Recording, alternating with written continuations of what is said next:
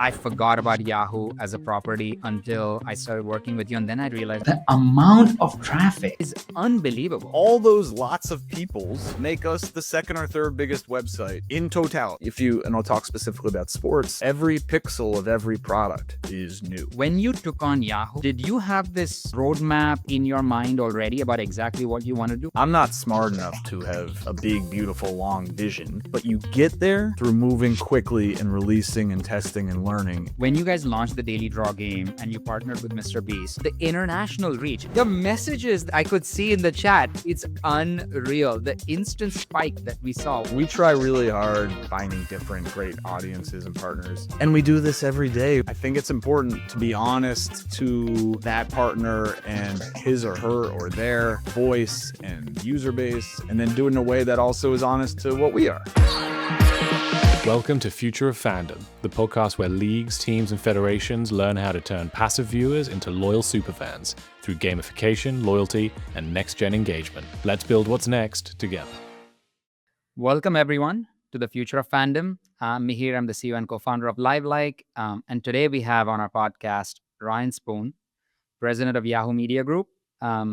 If you can just introduce yourself a little bit. Obviously, we've known each other for a long time. We'll get into that, but maybe the audience would love to hear from you, what your role, your background, and what you're doing at Yahoo now. Absolute thrill to be here, but with you. And I guess we will talk about how we met, which not entirely sure I know this story, but it's been many, many years. I am at Yahoo, and at Yahoo, I lead what is called our media group, which has Yahoo Sports. I think that's where we're going to spend the majority of our time chatting.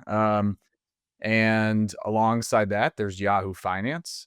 And both of those properties create a ton of video. We'll talk about that, I assume. And so there's also a video effort kind of across Yahoo. Been here almost 2.5 years. It's gone fast. Before that was at ESPN for a bunch of years, was at BetMGM in the gaming space, was at a different type of gaming, So Rare, in France, and a bunch of different things, long time before that. I think we've known each other close to a decade at this point in time. I think my first interaction with you was probably when you were running digital and social at ESPN, the SBJ Mafia, from all of those years ago. And I think what was frustrating is I never got a chance to work with you when I started LiveLike, because we were doing something that was never in the core focus area for you. It always dovetailed a little bit more into the technology and the engineering groups. So when you moved to Yahoo, and I remember a conversation we had maybe a year ago or a year and a half ago now, I can't remember exactly. And I showed you what we were doing, and you're like, this is perfect timing. Let's figure out a way to work together. But what's been fascinating to me is how you've gone from running digital and social to now running all content, all media properties. You've obviously gone from ESPN to BetMGM to So Rare, and now Yahoo. And the transformation that Yahoo has had, I'll be honest, I forgot about Yahoo as a property until I started working with you. And then I realized, I'm like, the amount of traffic and loyal fan base that you've had is unbelievable. And obviously, you've done a lot to invest in re-energizing the brand a little bit. Would love to hear your journey when you took over. What was the challenge, and how you've sort of set out your goal, with your goals at Yahoo? Well, the amazing part about Yahoo is some people have this story you had. Other people wake up every day and that's their inbox. Other people wake up every day and that's the stock quote or the portfolio. Right now, a lot of people wake up and they look at their fantasy team. A lot of people, that's where they get their news every day. All those lots of peoples make us the second or third biggest website in totality. And I say second or third because it changes by month and so forth. Yeah. But when you're in those numbers, you're talking enormous numbers. There are tens of millions of people who touch each of those properties within Yahoo, and they add up to hundreds of millions of people. And what Yahoo means to different users and people is quite different because their use is different. And to me, that's really compelling and attractive. That's also in each property. And we manage the company through a general manager structure and a belief that Yahoo in the collection of the assets is much more powerful and can drive and benefit and so forth. But also, Yahoo Mail has its own team.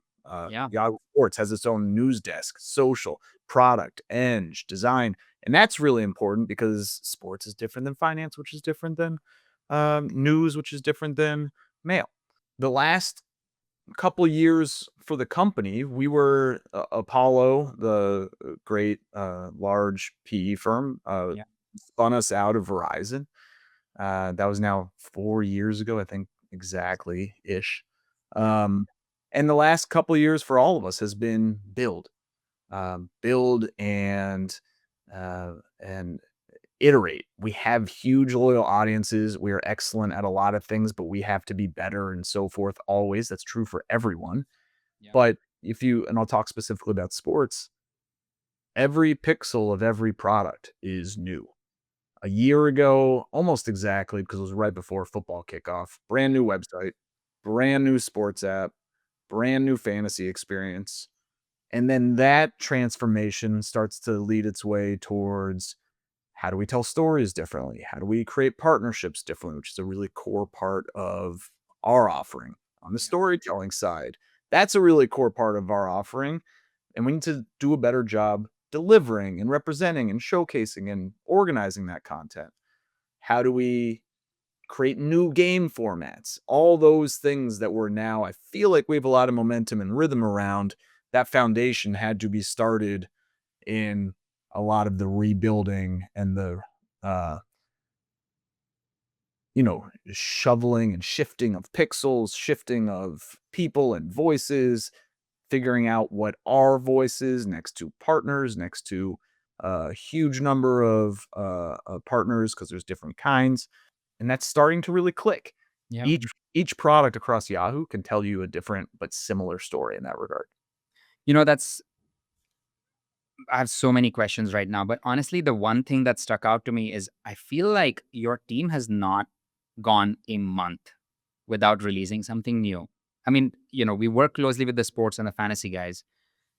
We obviously saw the 28 Days of Fantasy campaign, which I'd love to dive deeper into a little bit as well. But, from a product innovation standpoint, it's been nonstop. And then on the content partnership, I mean, every week, month, there's like a new recruit, new talent that you brought on, whether it's Aria, whether that's the partnership with MrBeast, and now this Liquid Death campaign. When you took on Yahoo, did you have this roadmap in your mind already about exactly what you want to do, or how much of that has been an iterative process as and ideas have come across as you started going deeper and deeper into it? I'm going to give a really poor answer and say I'm not smart enough to have, nor do I claim to be smart enough to have a big, beautiful, long vision. I had some, other people in the company have some, tons of our fans have some. Yeah. So there's some credit to, hey, we have this long, but you get there through moving quickly and releasing and testing and learning. And if there's something that I pride ourselves with, um, it is being fast moving despite being scale wise a big company. We are the best of both. We are the best of a big company in the scale and in the ability to drive traffic and in the things that come along with that. But we behave, and I want us to behave. And if we have a goal, it's to behave. And I hope we're demonstrating it as a small company. Yeah. We'll feed the acceptance of making mistakes and moving fast. And if we do those two things properly, we can be tremendous partners. And what we want to say is, and we hold ourselves to this, I want to be the best partner that you've worked with. And if that's the case, we're going to attract more, we're going to move quicker together, and that allows us to get to this drumbeat. Now, there are times like fantasy, you referenced this 28 days. That's an interesting example because we released a new, in some cases, pretty significant feature for fantasy every day of August. The 28 is a bit of a funny number, but it was our 28th anniversary and of fantasy companies, 30 years old. And in marketing and fun, hey, let's do a new feature that we roll out to fantasy every day of August. That's only achievable though because you've spent time leading up to it. So it's not 365 days of releases yet. Maybe Yeah, that's yeah, yeah. I think that's achievable. Maybe that's idiotic. Yeah. Uh, but there is a gap there, and as we fill that, how do you make progress in the sports app? How do you make progress with content and partnerships? How do you? The phrase I use a lot is get wins on the board, Yeah. which is less about demonstrating externally, but more internally Yeah. of momentum and the speed. And if you do that, then I think that also demonstrates to users that there's movement and there's change and that they have a voice here. And we do read feedback. A lot of the ideas in the 28 days is from user feedback over the last year. And a lot of it was totally unexpected. And I think there's a good balance there. For you guys, how do you measure success? I mean, obviously, if you're launching so many features, what's the causality in terms of how do you know what's working and what's not when it's so rapid in terms of iteration? That's a really good question. Another poor answer. I think it's easier to tell what's not working. Okay, yeah, that's fair. You can generally tell when something is not working. You can tell when things are beginning to resonate, but maybe they haven't reached meaningful scale. And Yeah. then so it's tinkering with what happens when we put more eyeballs or juice or we shift pixels. But it's always important, no matter where you are, to appreciate that you have a core use and user base, and disrupting it with something will always drive results. Yeah, yeah. Whether you are incremental or beneficial or changing behavior, like that's where you need to figure it out. Um, but there's lots of ways to determine success. Is this working from a revenue standpoint? Is it working from an engagement standpoint? Is this working from uh, a brand standpoint, from a external PR or whatever that might be? Yeah.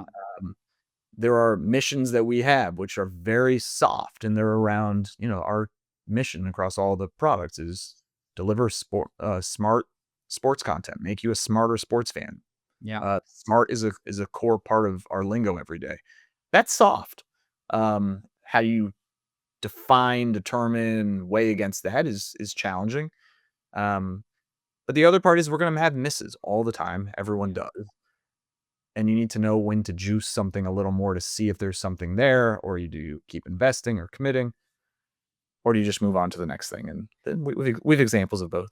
I mean, the good thing is actually you guys have leaned into the power of community a lot, right? Like with the new sports app that launched last year and now unifying that across fantasy products as well. So the feedback is instant.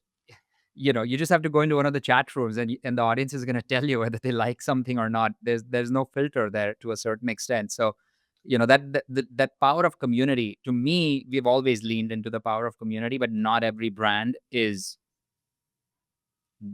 daring enough to give into it, right? Like we see social networks, and I know you ran social in other platforms, so it was always content on someone else's properties, but owning that community, owning that conversation, and letting the community say whatever they want, good or bad, within limit, obviously with certain Yeah. guardrails, is such a powerful thing. Is that now a concerted strategy for you guys going forward? Has that, like, the leaning into the community experience is something that has worked well for you guys? Well, I think it's a great example of this is exactly what you're describing, which is you put something out, you see that it's beginning to work. It's not perfect Yeah. for a bunch of reasons, but there's enough there to say this is important. By the way, it's always been important. What is fantasy? Fantasy is, Yeah. by definition, 10 to 12 friends playing, conversing, whether the conversation happens on iMessage or phone call or video or in our chat, it is deep, sustained engagement. Yeah. How do we do that for a game page? How do we do that for public, private, etc.? Yeah. And then we keep saying this is interesting, and it's not perfect by any stretch of the imagination, but we're progressing it, and it's available in more places. And that's not different than also the way we think about even some of our gameplay. So we launched a game around Christmas last year called Daily Draw, Yeah. which is a new way to play a daily game as opposed to playing season-long fantasy. We now have a game that will you pick outcomes based on what you open every morning in a pack of cards. Could be a WNBA game, could be an MLS game. It's a surprise. Yeah. Right. It could be last night. What tonight is Dodgers Phillies. Last night was Monday Night Football, but it's something different. It's working.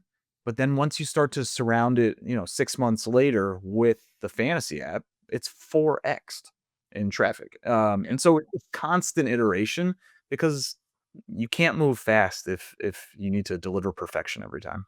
No, but honestly, I'll tell you something. This is more anecdotal. I don't know if there's like a trend here, but when you guys launched the Daily Draw game and you partnered with MrBeast, and we were going into the communities just to check out what people were saying, the reach, the international reach, and I don't know how much of that was Yahoo and how much of that was MrBeast. Probably a mix of both, but definitely a MrBeast factor in there.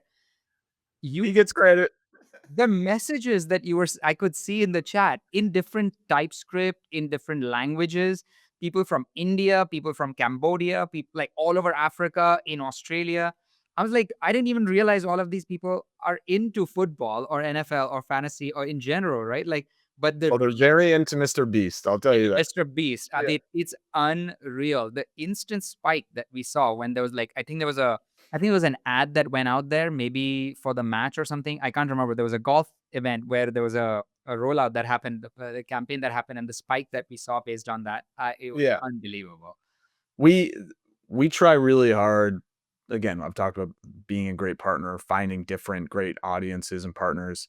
We did the daily draw with MrBeast in early August with Liquid Death. We released a new format around our season-long fantasy guillotine leagues. Totally different way to play. It's done in a totally creative. I mean, the visuals and so forth are so much different. That was with Liquid Death, and we do this every day with Ariel Helwani and Uncrowned in the boardroom, which is very different than motorsport, which is very different than one football, which is very different than the athletic and women's sports. And I think it's important to be honest to that partner and his or her or their voice and user base, and then do it in a way that also is honest to what we are and how we deliver games or content or product. I mean, this is an interesting question now because of effectively what you just said, right? Like you're leaning into these content partnerships, creator partnerships with different voices that have grown in each community, in each vertical. You obviously you're like the OGs of fantasy, right? 28 years now. So you have loyalists, but Gen Z communicates or consumes content in a much different manner. Are you starting to see any, whether it's feedback or anything in the data about how the loyalists versus the new audiences consume content differently? Or are you seeing that most people are sort of adopting the new functionality that's being put out there? Users consume differently. There's no doubt about it. And there's a bunch of ways to read into that. Some of that is also being large enough that our user base is everyone to some degree, and everyone behaves differently. And that is a very large part of why our strategy, which is not a unique strategy, but we are really building around, we need to be where users are. And for a big chunk of those, that's on Yahoo and Yahoo Sports. For a big chunk, right now, Ariel Helwani is talking right now. You can watch it on yahoosports.tv. You can watch it in our app. You can watch it on YouTube. And yesterday, we had Crawford, who was the biggest star of, I don't know, the last month, live on his show. And there were 15,000 concurrent people watching on X. There's another N,000 watching concurrently on YouTube. There's another thousands watching on Yahoo. And then it's clipped up, chopped up, personalized, delivered. We have to be everywhere. No different than fantasy. And we've seen very clear data that people play differently. People have been with us for many, many years in the same friend group and play season-long fantasy. And we have some of those users and a bunch more users who are playing Daily Draw, who are playing Guillotine and Liquid Death differently, and those are additive and new. And so we got to continually be creating different types of formats 4 different types of fans, which is not just habit and demographic, but also preference. And that Yep. could be sports, not just football or US football. And we're in a World Cup year. All this stuff Yeah. collides.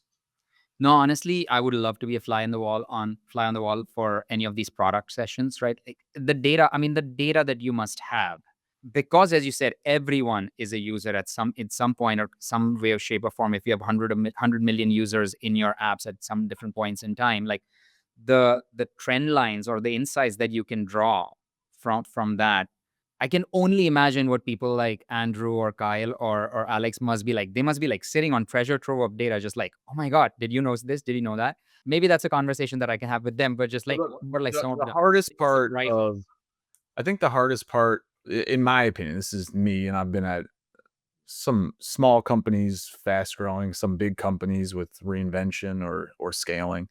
I think the hardest part of building product is 2 things, which sometimes are connected, sometimes aren't.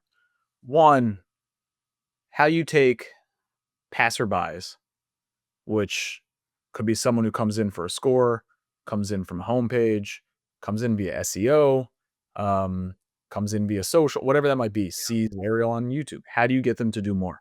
Yeah. And there's a lot of components to that. That's immensely complicated, but probably the most important thing. Yeah. And being more could be something very different. Could be personalized, access more, return another session, draft a fantasy. The second part is change is just really hard. And Yeah. when you go through years of not doing 28 days, Yeah. it also means that you are pixel-wise static. And with that comes often habit and makes change harder when change occurs. And so how you build and are careful to be appreciative and helpful and non-disruptive to your huge loyal audience, but also change in a way that brings aboard new users or allows you to get to where you want to go. That's kind of the longer vision. Changing the fantasy app last year was very hard. It hadn't been changed for many, many years, Yeah. and millions of users had habit. But we had to make those changes, which the data said were very positive, but for Yeah. some people, very disruptive. We had to make those changes to allow us to get to the point where we knew we wanted to be, Yeah. which was create new games, get you to play other sports, introduce formats like Daily Draw, introduce formats like Liquid Death. One of the things that I think, you were on the ESPN side where you guys were spending all sorts of money on buying rights, but then the community and the conversations are happening on other platforms, right? I mean, you were the architect of bringing Omar into ESPN and the whole social strategy for ESPN social. Now you're on the other side. You don't own a lot of the rights, but you're owning a lot of the discussion, the participation, the engagement around those rights. Which one is more fun? They're so different. I know. That's why. I mean, obviously, you have to say Yahoo at this point, but like, systematically thinking about product development and how to innovate, like, I feel like you have more opportunity to do fun stuff now because you don't have obligations potentially to the rights holder partners. You can have, and your obligations are more to the users than to the rights holders per se. Is that a fair statement? Maybe I'm thinking about it wrong. Look, all things are fun. There's plenty of other positions of being in that are less desirable than Yeah. being where we are or being having all the rights. The most important thing is being able to look in the mirror and knowing what makes you special. Yeah. That's what you need to build to. And at ESPN and I remember some of the earliest strategy decks that we would sit down and spend time on. What is our advantage? What is our separator? And it's Yeah. video and rights and the thousands of, the clipping and so forth. At Yahoo, that's not us. We have plenty of video, by the way. Yeah. We do almost 60 hours a week of live, Studio programming content. live, unique programming. Yep. We have video from NFL, NBA, MLB, NHL, on and on. But we're not streaming the games. So our advantage needs to be something different. You've hit on community. We've talked about games. Yeah. And I think another advantage is being able to look in the mirror and say, this is what we need to specialize in. And that allows us to move faster. And I think speed is also, in a weird way, an advantage when you know it's clarifying, when you know what you're able to be and where you don't want to compete. And by the way, we're supplemental. And this was a lesson I learned at ESPN, and it's obviously more true for Yahoo. We do the two biggest days in the history of Yahoo Sports were this Sunday and last Sunday. It's fantasy, right? It's working, it's games, it's our content surrounding. Guess what we don't have? A single live football play.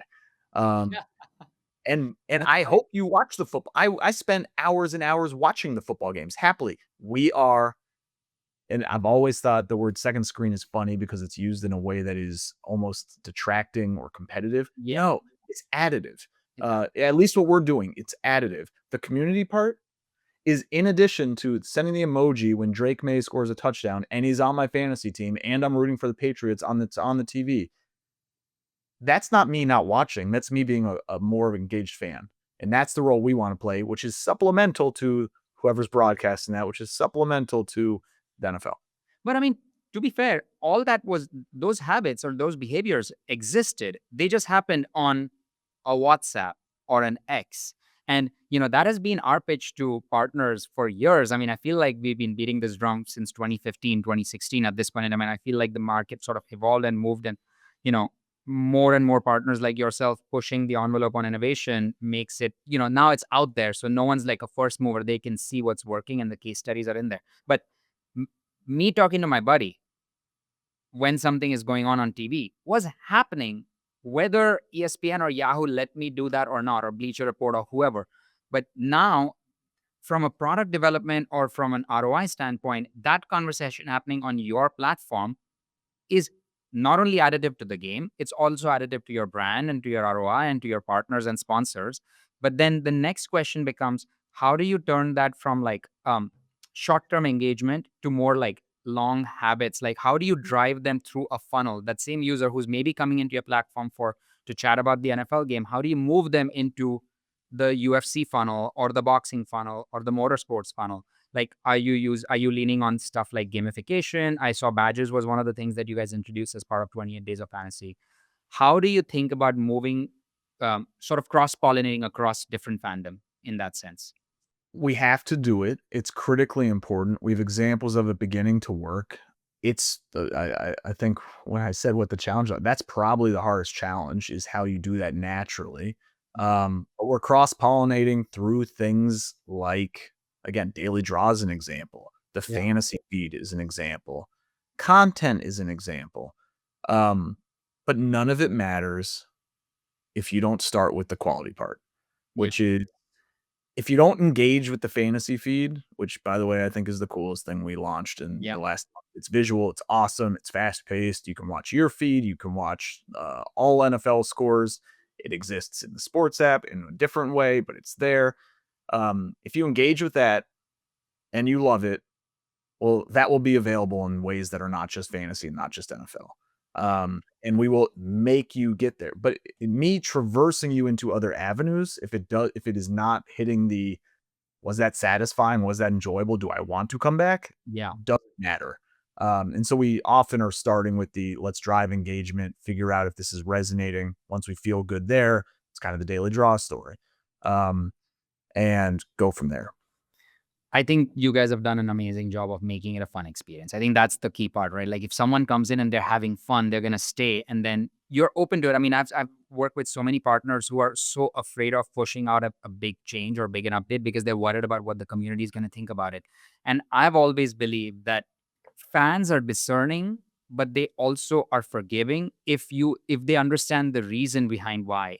Like, let's say you have a massive replatform coming up, and your daily habits are going to change as long as you communicate with them why this change. Like, we're making a change because we have something more that we need to do. But in order for us to do that, this is the first step. Bear with us, stick with us.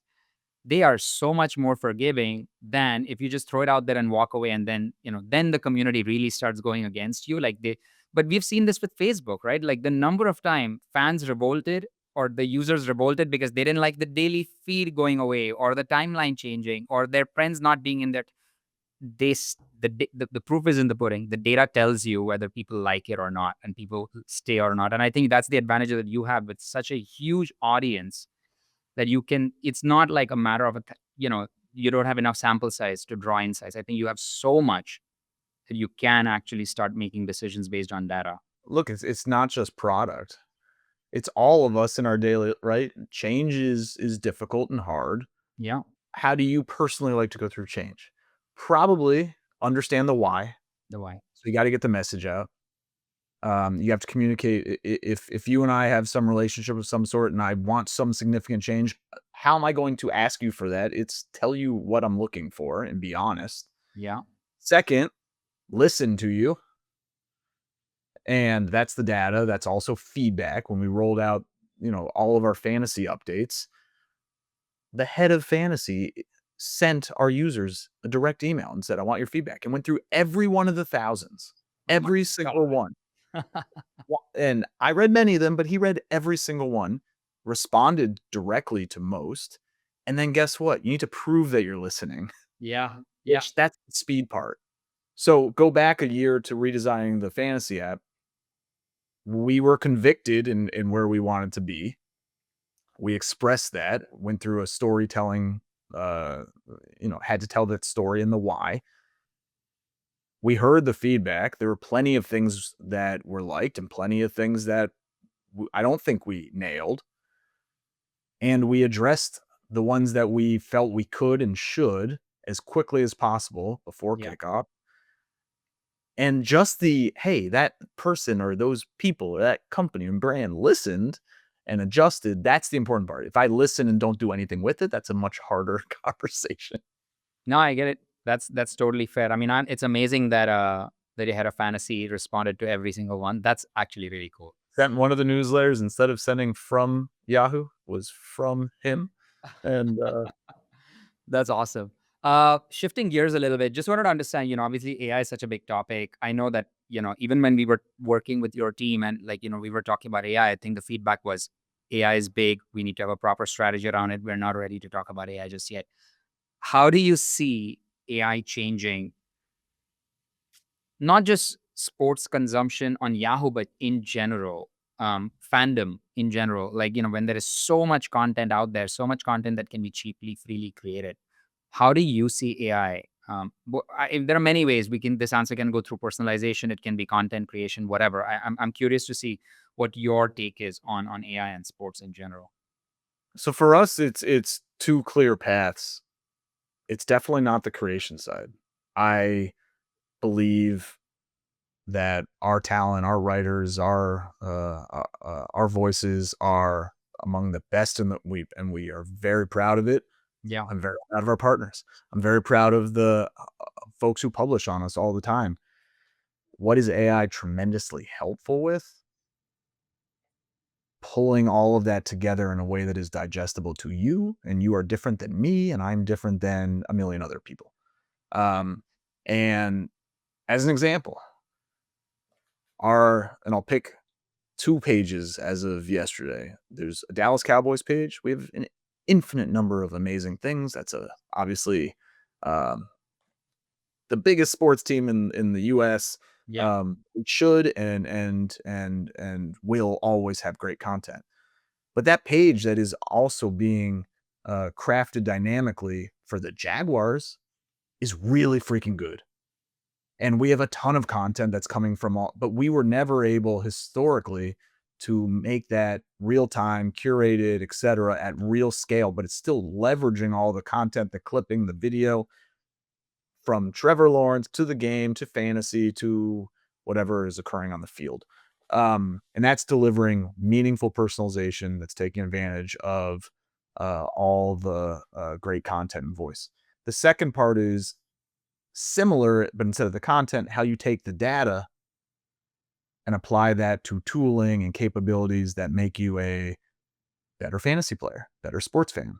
And I think I'll get this slightly wrong, but there's something like, of the 28 days of fantasy, I think 10 of them were connected to AI tools, AI capabilities, from draft smarter, Yeah. do a better job with your projections. There's a ghost thing. Yeah, I can show you one. Yeah. That's what those are behind me. I collect a lot of. Oh, yes, I remember that. I'm a big collector, whether that's a good or bad thing. Yeah. Can be debated, but my house is filled with these things. I mean, I've seen some in your office too. So Many. yes. Yeah. The But we did a great collab, again, just under the spirit of let's go do interesting, fun, fast things. We created these Yahoo Fantasy Ghost Rights, which are little collectible figurines, founded by Josh Luber, who was the founder of StockX, and Fanatics Trading Cards, and so forth. They're beautiful. They're awesome. There are 1,000 of them created. They tell a story. They sold out in 2 days, and they were only available to Fantasy Plus No way. subscribers and Fantasy. Yeah, they're gone. Oh, that's awesome. So they're packaged. They say Yahoo, Oh, that's um, awesome. and they have little diamonds on them for the Fantasy Plus players. We're trying. This is such This a is hope. so cool, man. I just love how many different things you guys are doing. It's just like truly a fan. People say surprise and delight, and there's lots of ways to do that. Yeah. And obviously, this is not something that's going to change the way you play fantasy, Yeah. but I hope it makes you happy. Yeah. And it's just fun. I mean, it's like the, Happy Meal in McDonald's, right? Like change the way like kids just want to go to, it's not the nuggets or the burger, it's the It's so great. It's And Ghostwrite did a really great job with that. That's awesome. Let me ask you, this is probably more of an open-ended question, but what's like one experience do you think, whether from a consumer standpoint or a customer standpoint, that you think is going to meaningfully change going forward? I mean, there has been so much change in our industry, whether it's media consolidation, how people consume content, the places that people go to consume content. What do you think is like either here to stay or like meaningfully going to change going forward? This isn't totally related to us. In fact, it's pretty far out. But the area that I'm fascinated by as just a mega sports fan is this intersection of the real life and the digital or the tech, and what the live, right? Not the viewing, not the streaming, but the TGL golf experience, which is ridiculously cool in person. Yeah. And I got to go down there last year, and it's just Yeah. transformative. I got to see UFC at the Sphere. That was transformative in a totally different way, like mind-blowingly. Yeah. You see the videos of movies now, right? These are what does fandom mean in a totally different. Then you go see what's going on with the Savannah Bananas and just pouring of that, and that's a very different. And in Jacksonville, the Jumbo Shrimp, and these experiences that are all so tailored to be different, but are making the live experience a different experience. And then when the tech side converges, hence the TGL and the UFC Sphere, that's something that I don't know. It's fascinating. It's hard to do, but it's, as a fan, really, really cool. I mean, my first podcast guest, the one that I interviewed, was the person who runs digital and innovation at TGL, Kara Baker. She's actually a close friend. We've worked with her for the past 2 years, so we've been through that journey with them. From the season getting delayed by a year to then having a successful first season. I mean, it is what they've tried to do there is so audacious and ambitious. I mean, it's really cool. And I really hope that it picks up because, as you said, like change is hard, but like building something brand new from scratch in an existing category is even harder in my mind.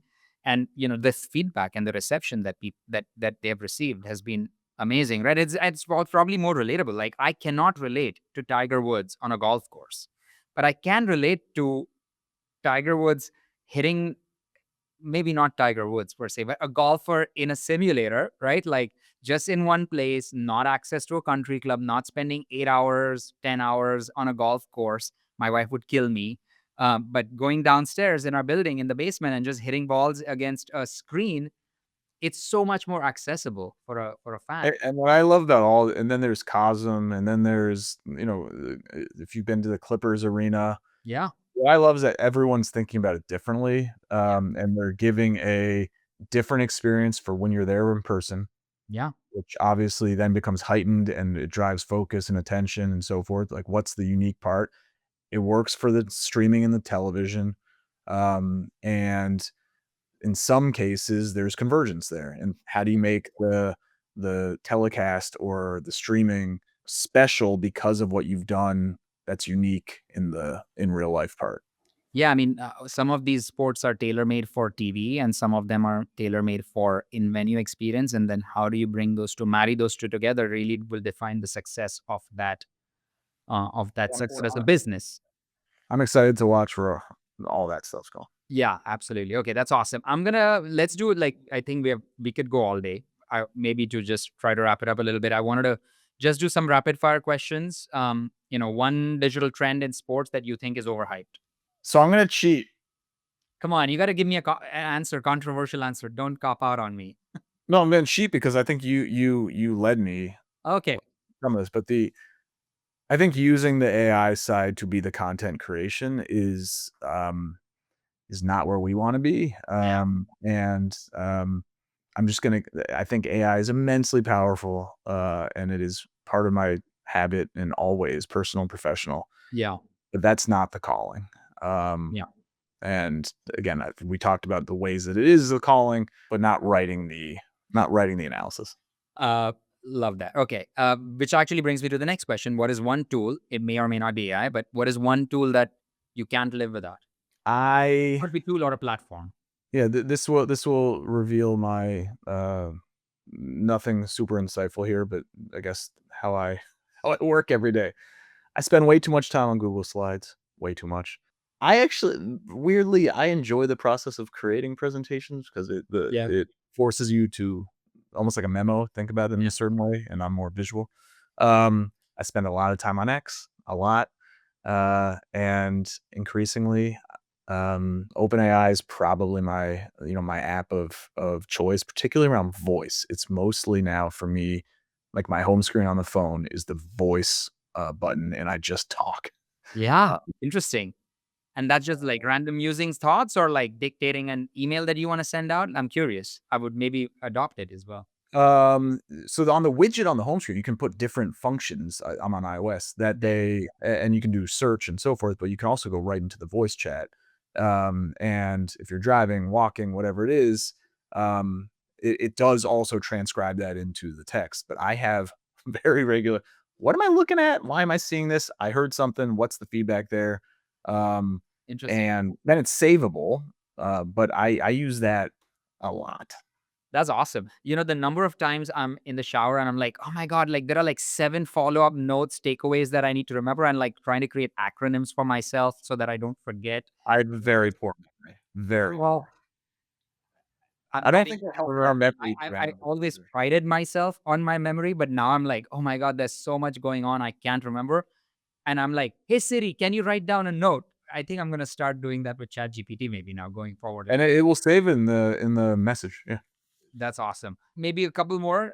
Which athlete or sports brand do you think nails digital engagement? So I'm gonna cheat here as well and say there's a couple folks that we work with that I'm very impressed by and fond of. I think what Helwani has done around UFC and MMA and increasingly boxing, and he's done this with Uncrowned, and he goes live, which is there's certain people in the world that can engage and have the stamina and talk for multiple hours in a sitting and do it really well. He's one of them. Yeah. He truly is an example of knowing a community, being honest, being vulnerable. He gets all the guests and so forth. He sits in the studio in New York live 3-4 hours a day, but he also believes that he can and should be everywhere. Yeah. and that's important. And we talked a lot about that, and that's very kind of core to our mission. Rich Kleiman and Boardroom do that in different ways, Yeah. very different approaches, but I'm very impressed by the way that they do this.